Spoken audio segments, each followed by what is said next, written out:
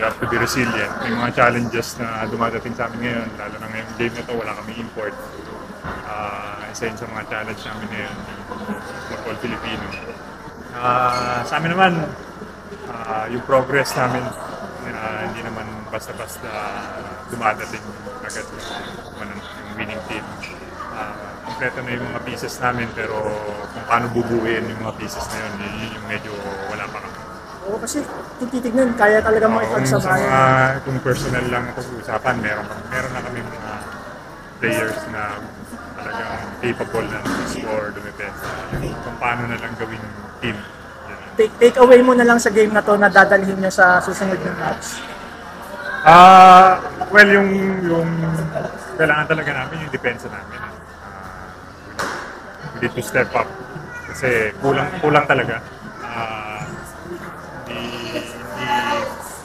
Hindi enough yung defense namin. Mas ano pa, kailangan pa namin mag-step up pa talaga. Kasi may score ng ilang points sa laban natin. Yung offense namin, okay naman eh. Yung numbers ng score namin sa offense, okay naman.